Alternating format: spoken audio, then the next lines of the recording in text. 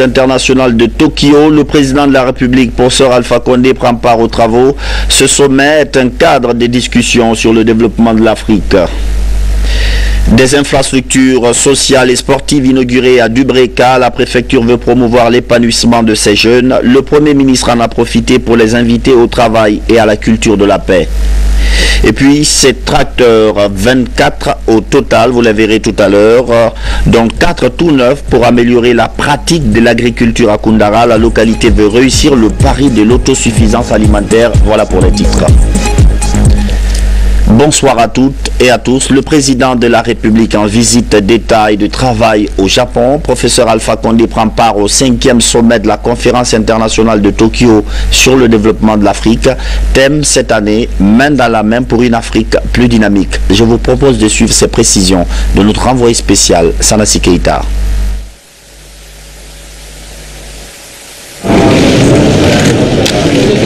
TICAD, Tokyo International Conference for Africa Development. C'est la 5e fois en 25 ans que les autorités du Soleil Levant organisent cette grande cérémonie axée uniquement sur le développement de l'Afrique. Entre autres questions débattues au cours de ces assises de Yokohama, on note l'économie solide et durable, société inclusive et résiliente, paix et stabilité. Il s'agit d'étudier tous ces sujets en vue de trouver des directives pour accélérer le développement de l'Afrique, en mettant un accent sur les priorités. Comme tous les autres chefs d'État, voilà pourquoi le président de la République est venu ici à Yokohama pour défendre la Guinée et l'ouvrir davantage au monde des investisseurs. La TICAD, ça veut dire Tokyo International Conference for African Development. C'est la conférence de Tokyo sur le développement de l'Afrique. Aujourd'hui, l'Afrique n'a pas raison à ne pas suivre les pas japonais pour pouvoir accroître une croissance économique, un développement industriel, une stabilité politique et économique. C'est la 5e fois que cette TICAD est organisée au niveau des chefs d'État des pays africains et les Nations Unies et le PNUD et les autres. Je crois que c'est une opportunité pour la Guinée et sa présence aussi a été bien marquée. Pour la première fois que nous avons un chef d'État qui fait le déplacement pour participer à cette rencontre très importante pour l'Afrique et pour renforcer les liens de coopération avec le Japon. La présence du professeur Alpha Condé au Japon et à cette 5e conférence de la TICAD a davantage réjoui les autorités du Soleil Levant. Et aujourd'hui, les liens de coopération et d'amitié entre les deux pays semblent bien partis. Notre pays est représenté par son Excellence Monsieur le Président de la République pour la première fois qu'un chef d'État guinéen fasse le déplacement dans ce pays. Depuis l'indépendance de la Guinée, qu'un chef d'État n'a eu l'opportunité de venir à Tokyo, de venir au Japon. Et cela a été marqué. Les autorités japonaises ont exprimé leur profonde gratitude pour la Guinée pour cette participation qui confirme aujourd'hui le retour de la Guinée sur la scène internationale et qui confirme aujourd'hui que plus que jamais nous allons approfondir, nous allons renforcer nos liens de coopération avec le Japon. Le Japon qui a contribué, qui continue à contribuer au développement socio-économique de notre pays, la Guinée. Toutes ces personnalités africaines et étrangères ont soutenu l'idée du Japon visant à développer le continent.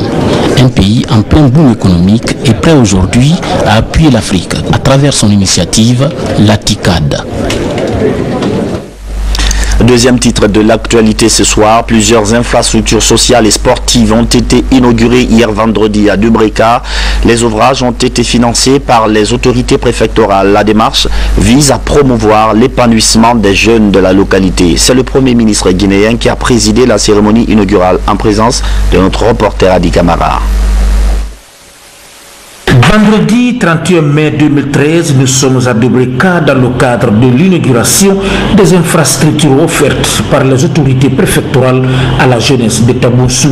Il s'agit de la maison des jeunes et du centre culturel doté de plusieurs installations sportives, le tout dans un cadre féerique conçu selon les besoins de la jeunesse de Dubreka. Je dis donc merci aux sociétés Guicopress, à la main CIMAF, GI Ciment, Carrière Chinoise. Grâce aux efforts conjugués de tous, les jeunes de Dubreka bénéficient désormais d'un cadre idéal de rencontre, d'échange et d'intégration où ils pourront faire du basketball, du volleyball, de la pétanque, du théâtre, de la musique, de la peinture, de la lecture, des jeux de société comme le Scrabble et organiser des spectacles, des conférences et des ateliers. Il y a quelques instants, nous avons procédé à la pose de la première pierre de la tribune du stade préfectoral, suspendue à l'heure actuelle de toutes les compétitions sportives. Nous vous rassurons que toute la jeunesse verra à son entretien et utilisation judicieuse.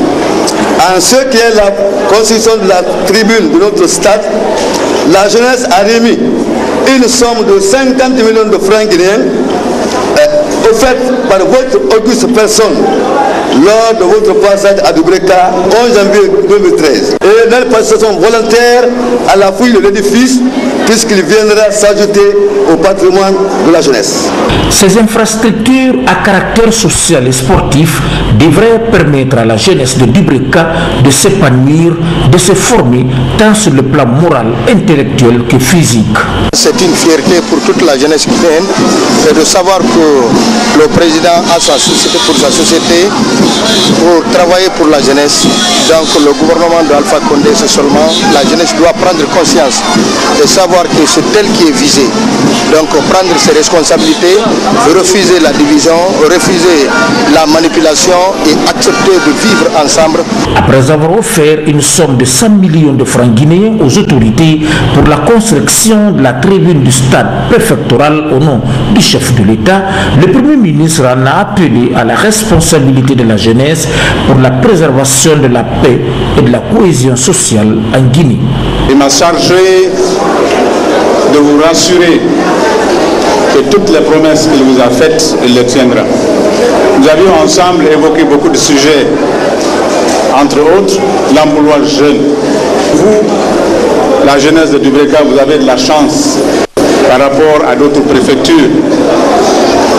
Je vous ai recommandé de la patience, je vous ai recommandé du courage et la confiance au chef de l'État. Aujourd'hui, je suis heureux que dans son discours, Madame le Préfet n'ait pas tari d'éloge à l'endroit des grandes sociétés qui commencent à s'installer ici et qui ont œuvré pour la réalisation de ces infrastructures.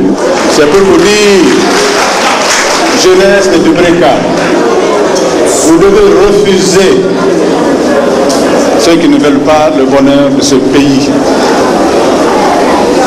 Jeunesse impatiente, d'accord, mais soyez patients. Le monde se construit petit à petit, il ne se construit pas en un seul jour.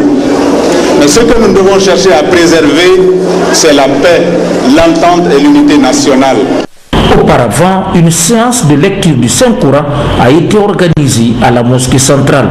Objectif, faire des prières et bénédictions pour la paix, la prospérité et le progrès du pays. Agriculture, les travaux vont se faire avec plus de facilité à Koundara. 20 tracteurs qui étaient en souffrance ont été complètement dépannés. À cela, il faut ajouter les 4 autres tout neufs offerts par le chef de l'État, professeur Alpha Condé, aux populations du Badiar. On fait le point avec Salimatou Kourouma. Et de la Première République. Après un long arrêt, il vient de reprendre ses activités avec 20 autres tracteurs grâce à un appui du président de la République en faveur de la préfecture de Koundara. Le gouvernement a déboursé plus d'1 milliard de francs guinéens pour faire de cette préfecture un des greniers du pays. Il s'agissait de relever 20 tracteurs universels au compte de la campagne 2012-2013. À côté de ce don fabuleux, il y a eu 4 autres tracteurs tout à fait neufs au compte du centre de prestations agricoles et 3 moissonneuses batteuses. Sans compter maintenant les équipements de post-récolte. Chargés de la maintenance, les mécaniciens affirment avoir reçu tout le matériel nécessaire pour la relance de ces tracteurs. Nous avons reçu les pièces de rechange pour les 20 tracteurs, 12 à Koundaraville et 8 à Sareboido. Tous les 20 tracteurs ont été dépannés. Le travail des agriculteurs privés vient appuyer les efforts du gouvernement dans son programme d'autosuffisance alimentaire. J'ai décidé le retour au bercail en faisant l'agriculture parce que j'estime qu'avec ce programme, je pourrais m'en sortir et aider beaucoup d'autres. L'année passée, nous avons réalisé 76 hectares. Et nous avons eu plusieurs tonnes. Ça a été encourageant et j'espère que cette année, on en fera le double, Inch'Allah.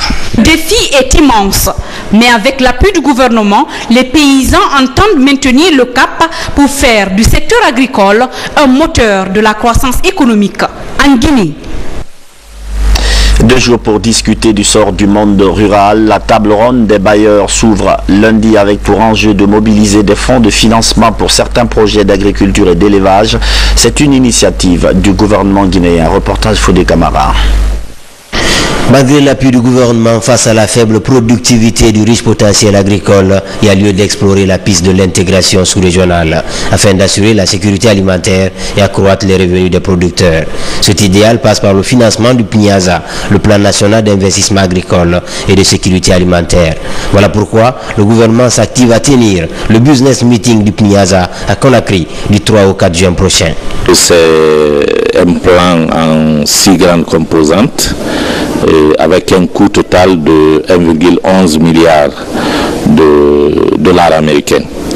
Donc ça voudrait dire que la grande partie, plus de 80% devrait être mobilisée par les bailleurs, une partie par l'État et aussi par les bénéficiaires.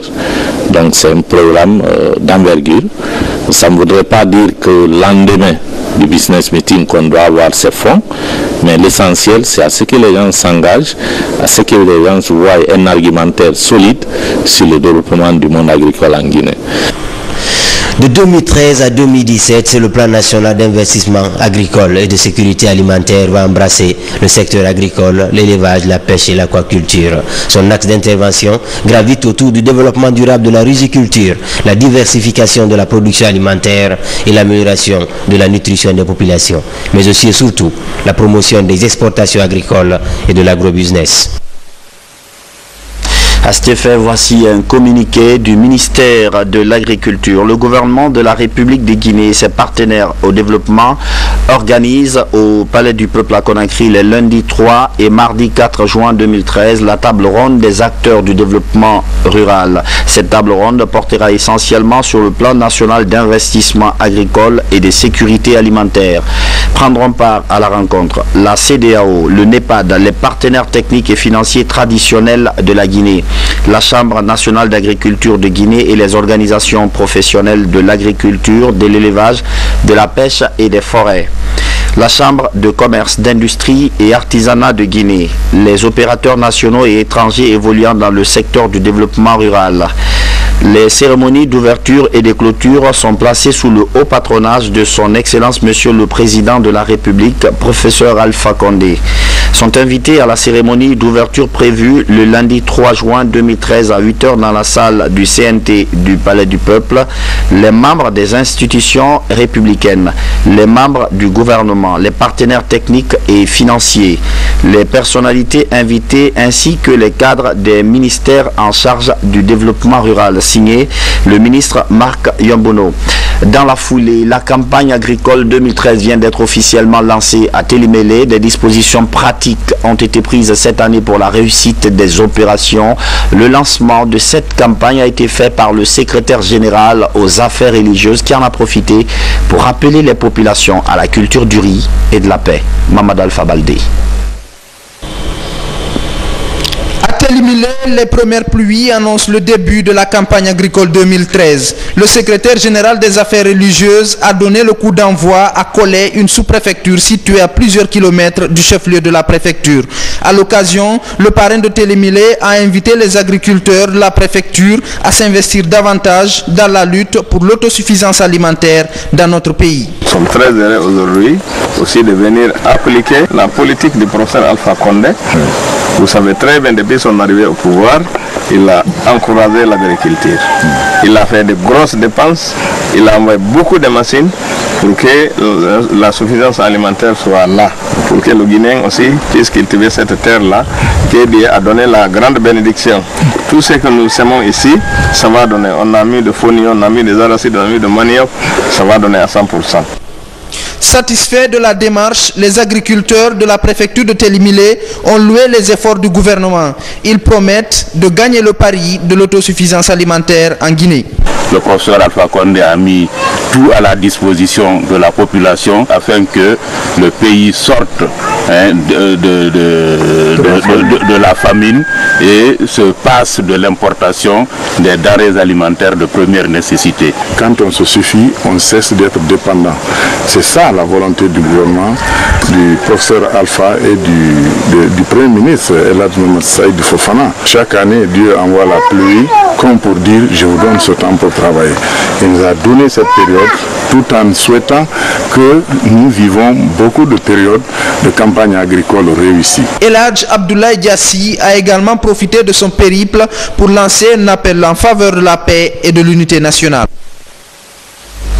Plus que quelques jours avant la fin des travaux de bitumage de la voirie urbaine de Kouroussa, l'ouvrage devra être remis bientôt, avant les grandes pluies en tout cas. Récemment, le ministre des Travaux publics, M. Baousman, était sur le terrain pour évaluer le niveau de réalisation de cette route. Reportage Fodé Bangali Fofana. La promesse du gouvernement a donné quelques kilomètres de bitume à Kouroussa est en passe d'être tenue. Depuis le 13 mai dernier, l'entreprise Guiter, chargée de réaliser les travaux, a commencé l'application de ce béton bitumineux sur la voirie urbaine. La ville de Kouroussa est une étape de franchir dans la réalisation du projet de construction de voirie urbaine de certaines villes de l'intérieur. Un motif de joie et de satisfaction de la jeunesse et des sages de Kouroussa.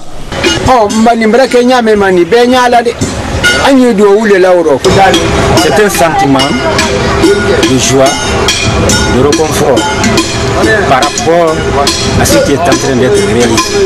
Cette vieille ville date du 6 juin 1889.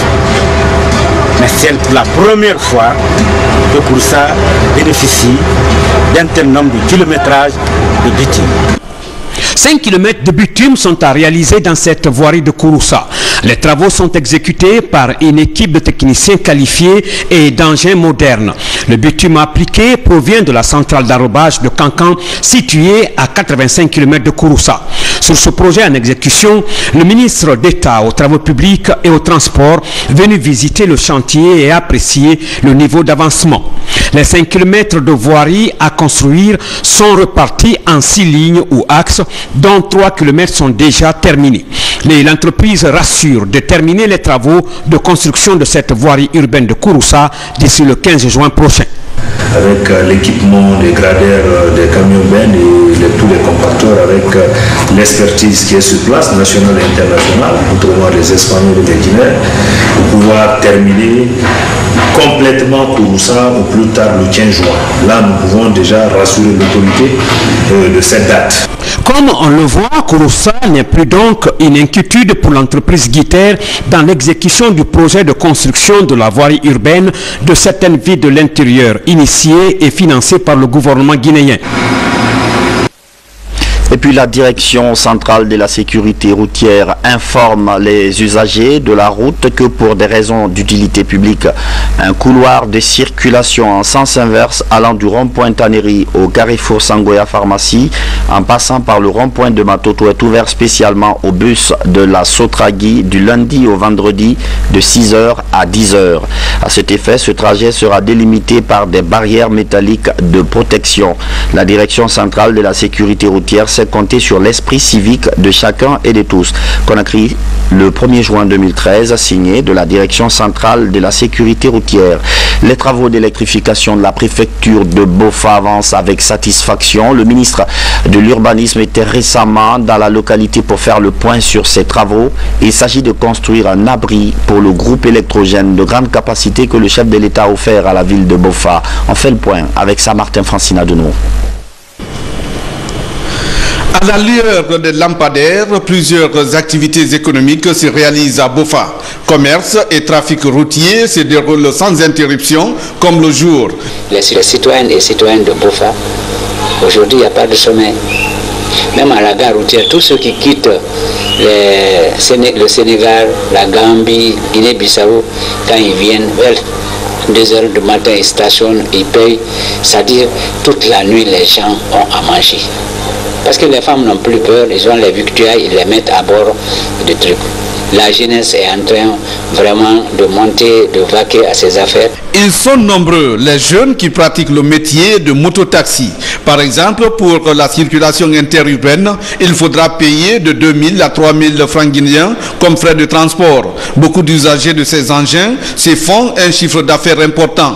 Et c'est la joie qui s'empare d'eux, car l'éclat des lampadaires leur est profitable jusqu'au matin. Il y a le courant, tu peux marcher n'importe, même si on dit de partir quelque part, même si c'est loin, il y a le courant, on peut marcher sur le panneau là. Plusieurs autres jeunes caressent l'espoir avec la vente de l'essence. Ils se disent qu'à force de tenir, le soleil se lèvera un jour pour eux. Les élèves aussi trouvent bénéfique ces lampadaires. Il n'y a pas de courant, sauf l'année là qu'on a eu lampadaire là.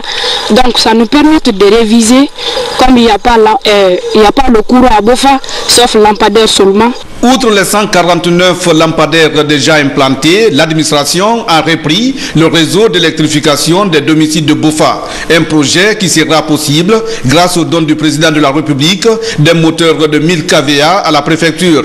Avec l'appui de la société EDG, le processus de branchement se poursuit malgré la lenteur constatée dans la construction de l'abri. Ces lampadaires sont en train de servir Bofa. Aujourd'hui, ce n'est pas une surprise que vous voyez les jeunes se retrouver autour de cela. Avec ces groupes, la ville de Bofa sera donc illuminée, une cité en phase de modernisation par le gouvernement de la Troisième République. Les bénéficiaires sont donc appelés à protéger les installations et à s'acquitter de leurs devoirs. Timbi Madina, c'est dans Pita, une localité paisible et laborieuse. Le ministre de la Jeunesse y était récemment pour s'entretenir avec les jeunes. Il était en cela accompagné par le président de l'UDG, El Hadj Mamadou Silla. Les deux hommes ont appelé les citoyens à renforcer leur fraternité. Alarini Bailoba. Le ministre de la Jeunesse, Emploi, Jeunes et des Sports continue son offensive dans le pays profond. Cette fois-ci en compagnie de Mamadou Silla, président de l'UDG. Ils ont été l'hôte des populations de Timbi Madina. Sous une pluie battante, Sanoussi Bantamasso a appelé les uns et les autres à l'unité d'action afin de développer notre pays. C'est connu de tous. Désormais, l'UDG, l'Union démocratique de Guinée et le RPG Arc-en-Ciel unissent leurs efforts pour mieux préparer les prochaines élections législatives. Désormais, on sera ensemble sur la même liste et nos députés, les deux groupes vont se battre pour faire élire leurs députés et puis voilà, hémicycle et on va travailler ensemble pour donner la force aux forces. De Timbi Madina, le ministre prend la direction de Touba et Kunsitel dans la préfecture de Gawal. Dans la langue du terroir, il a exhorté ses populations à accompagner le gouvernement dans son programme de société.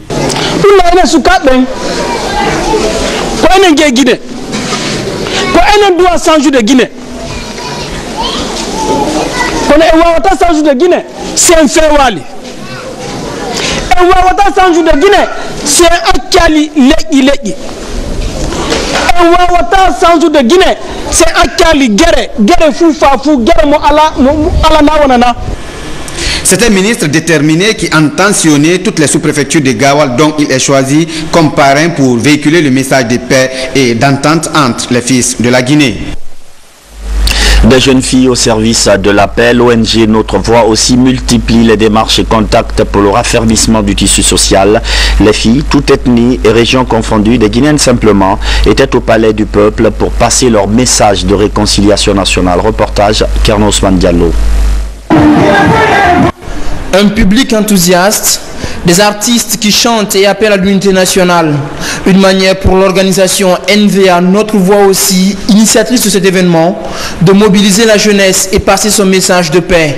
Comme à Matam et à Matoto, ici à Dixine, les membres de cette ONG féminine ont invité les Guinéens à privilégier le dialogue pour résoudre leurs différends. C'est une question naturelle, la paix, parce que la paix est la condition sine qua non d'un développement. Sans paix, on ne peut pas parler de pouvoir. Sans paix, on ne peut pas parler d'eau. Sans paix, on ne peut pas parler d'électricité. Alors, je souhaite que l'opposition et la mouvance reprennent le dialogue et qu'ils s'entendent pour que nous ayons aujourd'hui un état de droit. Vous savez, on dit sans la paix, il n'y a pas presque la vie. Donc nous ne pouvons pas rester là les bras croisés et tant que nous sommes l'avenir de demain sans rien faire. Donc nous voulons qu'il y ait cette paix parce qu'il n'y a que ça qui nous donne la vie. Issues de toutes les communautés et pour la plupart encore étudiantes, ces filles prennent conscience de leurs responsabilités pour une Guinée apaisée. Elles s'engagent à porter le flambeau de l'unité et à œuvrer pour le rapprochement.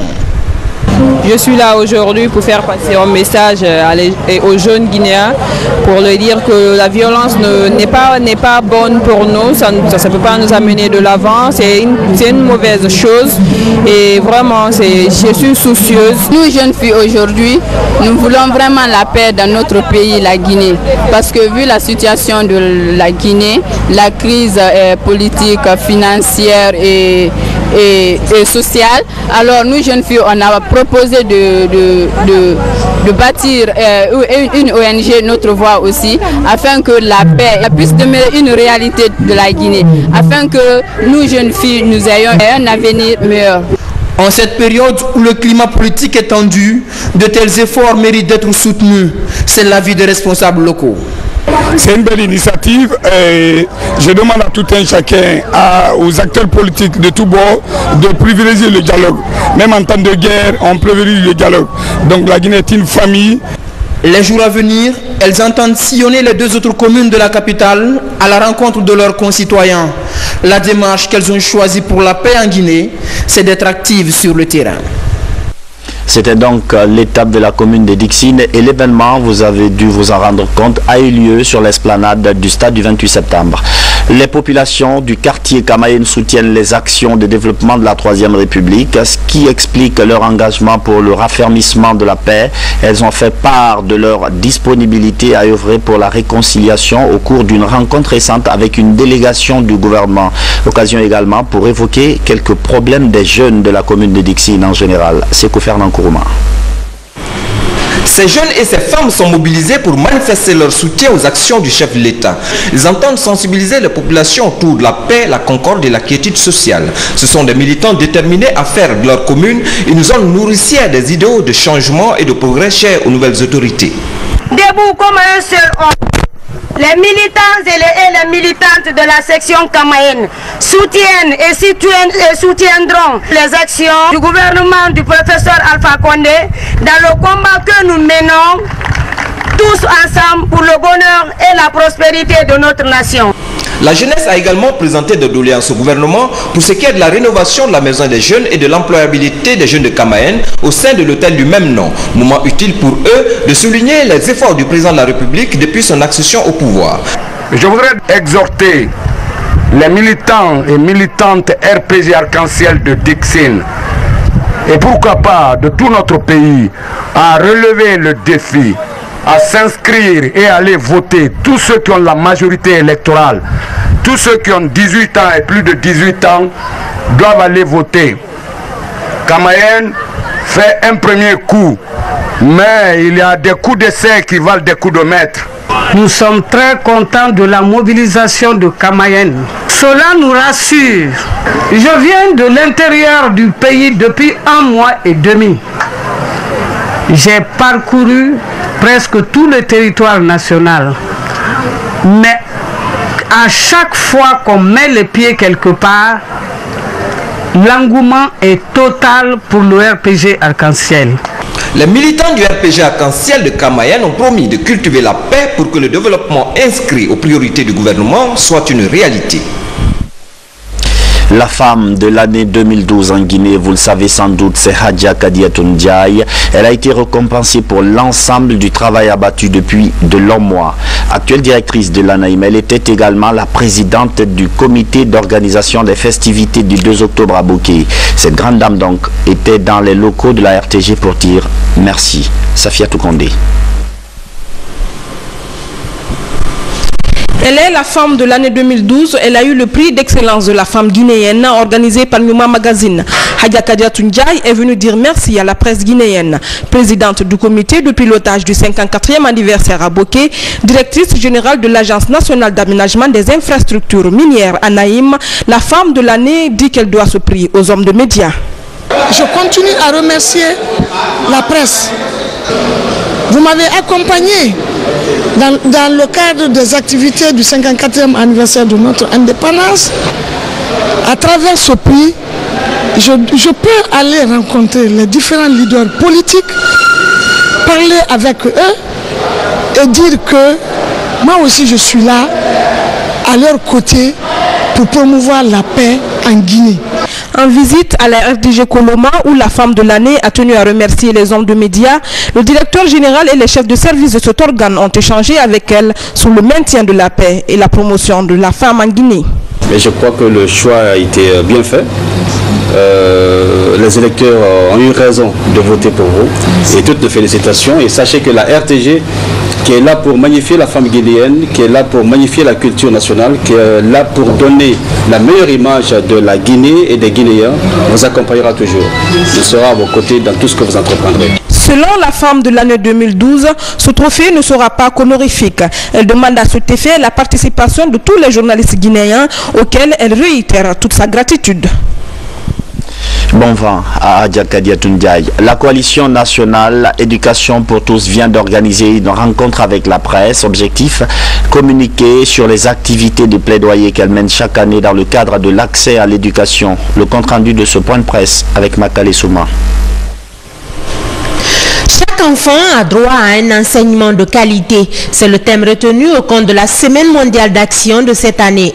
Et la Coalition nationale guinéenne Éducation pour tous en fait son cheval de bataille. C'était vraiment de sensibiliser et d'attirer l'attention du système éducatif, surtout de l'État, du manque d'enseignants en nombre suffisant pour que chaque école ait au moins un enseignant, et aussi également pour que les enfants aussi aient des enseignants qualifiés pour pouvoir se qualifier et afin de pouvoir mener une vie décente dans l'avenir. De 1990 à 2002, plusieurs forums ont été tenus sur le plan mondial. Des forats qui ont balisé le chemin à travers des orientations pour que l'éducation pour tous soit une réalité. Mais en Guinée, malgré quelques indices de progrès en la matière, de nombreux problèmes demeurent encore. C'est dans la gestion, dans la transparence de la gestion. On a engagé parfois des gens qui ne sont pas passés par les génies. Ils ont été engagés à la fonction publique. Ça, c'est un problème. Deuxièmement, on a recruté au niveau des génies à tous les niveaux. Donc on avait déjà une classe disparate. Quand tu as un élève de 10e, un autre de 11e, de 12e, c'est très difficile de sortir un produit. Donc au niveau de la formation initiale, il y a eu la révision des curricula, la révision du recrutement, des conditions sont posées là et ça finit maintenant par un concours de recrutement à la fonction publique, alors que hier c'était automatique. Pour cette année, il est aussi question de la vie associative internationale. Et à propos, Aider Action, avec son slogan « Par l'éducation changeant le monde », développe une dynamique associative pour démocratiser la gestion. On va s'investir en Guinée dans une importante activité qui consiste en la mise en place d'un ancrage ou la création d'une base d'Aider Action en Guinée, d'une association d'Aider Action en Guinée. L'école guinéenne connaît toujours de nombreux soucis. Plus de 80% des élèves échouent encore aux différents examens. Mais au dire de la Coalition nationale Éducation pour tous, cet échec n'incombe pas seulement aux enseignants. Selon elle, l'école ne doit pas seulement être l'affaire des enseignants, mais celle des parents et de la communauté tout entière, pour que le pays passe d'une école de qualité à celle d'excellence qui est encore très loin d'être atteinte. Fin du stage de formation de la 4e promotion des commandos chinois. Le stage s'est déroulé au bataillon spécial des commandos en attente de Samoréa. Cette formation assurée par des experts chinois et guinéens témoigne de l'excellence des relations de coopération sino-guinéenne. Sergent Lamine Sanakamara. En temps de paix, le combattant a 3 devoirs: s'instruire, améliorer sa condition physique et développer ses capacités au tir. Partant de cette réalité, les autorités militaires ne lésinent pas sur les moyens pour la qualification de la troupe, qui est un impératif pour la réforme en cours du secteur de sécurité. En témoigne la fin du stage de formation de la 4e promotion du commando chinois, dont la remise du brevet commando s'est déroulée ici au bataillon spécial de commando. Chers stagiaires de la 4e promotion commando, vous avez été formés à l'efficacité dans l'ordre et la discipline. Vous avez bravé le soleil et la pluie, enduré la fatigue et la faim, connu le week-end lourd dans vos sommeils et le trou du lion au petit matin dans vos muscles. Le Mont Gangan a été toujours votre zone de prédilection. Vous partirez fort d'ici, car être un homme est facile, mais devenir un homme est difficile. Au cours de cette formation, il a été inculqué aux stagiaires l'esprit de discipline indispensable à la cohésion interne et à l'accomplissement des missions. L'esprit d'initiative parce qu'ils sont appelés à commander. Leur capacité potentielle s'est développée et a abouti à l'endurance et à l'esprit d'équipe. Ce stage, fruit de la coopération sino-guinéenne, a duré 6 mois. Au départ, 210 stagiaires y étaient présents et 193 ont pu achever la formation. Les autorités guinéennes et chinoises se félicitent du niveau atteint par les apprenants. Voilà devant nous la 4e promotion des commandos chinois qui se déploie brillamment aujourd'hui pour subir les examens finaux devant leur prestigieuse autorité. Je me félicite d'ailleurs de constater que, grâce à la bienveillance réservée par la partie guinéenne, les combattants chinois se sentent comme chez eux. Ces actions de formation s'inscrivent dans l'esprit de la réforme du secteur de la sécurité entrepris par le politique et voulu par les forces armées dans le but de doter la Guinée d'un outil de défense performant capable de garantir les intérêts fondamentaux de notre nation.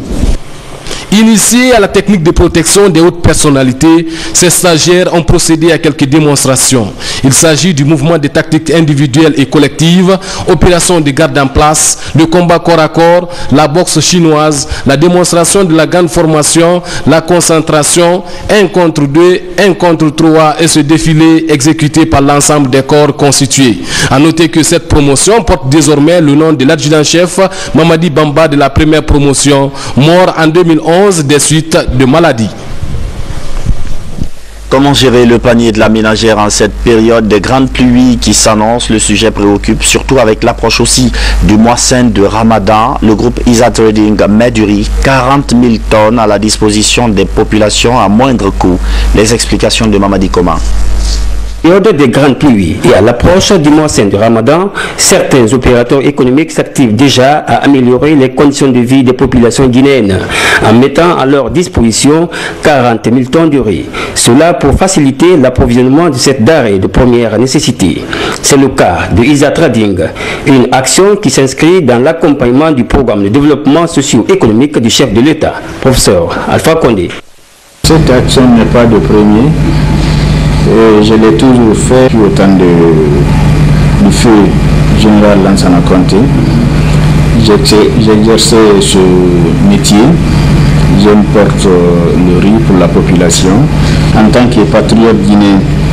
Donc il ne faut pas qu'on laisse le terrain pour les étrangers, il faut que les nationaux aussi restent sur le terrain en tant qu'opérateurs locaux. Comparativement aux années précédentes, les difficultés liées aux échanges monétaires n'est plus qu'un triste souvenir, car à ce jour, les devises sont disponibles dans les banques de la place. La politique du chef d'État actuel, c'est une politique qui est salutaire. L'État a toujours mis la main dans la poche pour soutenir les opérateurs. Et on avait des problèmes de devises avant. l'État a pu trouver la solution à ça. Au jour d'aujourd'hui, il y a le dollar dans tous les banques primaires. Tu peux dire que tu n'as pas de franc guinéen, mais dès que tu as le franc guinéen, le même jour, ta banque peut te faire l'échange pour faire le transfert. L'amélioration du panier de la ménagère est l'une des priorités du chef de l'État. Pour la réussite de cette volonté, il faut la contribution des personnes de bonne volonté. Et puis nous allons partir à la découverte d'un artiste chorégraphe. L'artiste Georges Mamboy, ivoirien d'origine, était hier au Centre culturel franco-guinéen. Voilà 5 ans que ce jeune chorégraphe ne cesse d'étonner le monde. Fasseli Traoré. D'origine ivoirienne, ce chorégraphe a été initié très jeune à la danse africaine, puis au jazz classique et contemporain dans diverses écoles de danse. Depuis 5 ans, Georges Mamboy ne cesse d'étonner avec ses créations pour le plus grand bonheur des mélomanes. Je me réfère à des grands chorégraphes par exemple, c'est-à-dire que bien sûr en tant qu'Africain, je me base d'abord sur tous les grands ballets africains, le ballet de Côte d'Ivoire, ballet de Guinée, ballet de Sénégal, et après maintenant pour la danse contemporaine, jazz, on va dire Alvin Ailey, on va dire Thierry Malandin, on va dire Peter Gors. Je suis très content, très ému de voir ces jeunes-là embrasser vraiment eux-mêmes leur propre avenir, leur carrière. Et ça, c'est mon sentiment. Je trouve que le chemin est ouvert. On vient de voir un spectacle qui a été créé par 13 garçons et filles guinéens qui ont créé une chorégraphie de Georges Mamboy que nous avons invité. Et ce spectacle a un sens véritablement important, d'une part parce que c'est une création et 90 ans après sa création à Paris, ce ballet vient pour la première fois en Guinée. Il s'agit notamment de la création du monde, qui est un spectacle hommage dans la France du début du XXe siècle, une forme de vision qu'il pouvait avoir de l'Afrique. Ce spectacle créé en 1923 au Théâtre des Champs-Élysées a marqué l'histoire 2 ans avant l'arrivée de la Revue Nègre avec Joséphine Baker. La mise en valeur de l'art africain contemporain permet à Georges Mamboy d'être le chorégraphe et metteur en scène de grands événements. Le plus récent est sa participation comme chorégraphe à la cérémonie d'ouverture des Jeux olympiques de Londres. Une carrière que beaucoup de personnes venues assister à ces différents spectacles au Centre culturel franco-guinéen admirent et respectent. C'est vraiment formidable. C'est vraiment formidable, l'énergie, le travail, la conception. On dirait qu'il y a au moins 1 an de travail derrière et il n'y a que quelques mois, donc ça donne espoir. Et derrière le talent, mais il faudrait trouver des financements. Moi, je pense à ça, à cette jeune équipe, il faut qu'elle perdure. J'ai un sentiment de satisfaction aujourd'hui. Après 3 à 4 mois de travail dur, voir ces jeunes qui n'avaient jamais fait de la danse contemporaine présenter ce genre de spectacle, je ne peux être que très heureux et très satisfait. Nous sommes très fiers aujourd'hui de ce qu'on a fait. Parce qu'avec la danse contemporaine et la danse traditionnelle guinéenne, la culture ne sont pas pareilles. Donc aujourd'hui, on se débrouille pas mal, mais je sais que si plaît à Dieu, quand on continue, on pourra très partir de loin aux danses contemporaines. Parce que ce qu'on a fait aujourd'hui, personne n'a cru si on pouvait faire ça aujourd'hui. Même nous, au début, on se demandait, est-ce que je peux faire ça? Est-ce qu'on peut faire ça? Mais grâce au soutien, du courage, on a pu danser aujourd'hui, faire ce que nos chefs nous ont donné de montrer au peuple guinéen. Plusieurs œuvres chorégraphiques sont à l'actif de cet artiste-interprète. Avec son groupe, Georges Mamboy se produit souvent au Théâtre des Champs-Élysées. À rappeler que cette représentation artistique ici au Centre culturel franco-guinéen, en cette soirée, est une première que le CCFG compte pérenniser dans le temps. C'est la fin de cette édition d'information. Merci de votre fidélité à la télévision nationale. Je vous retrouve demain pour un autre journal. Inch'Allah. Bonsoir.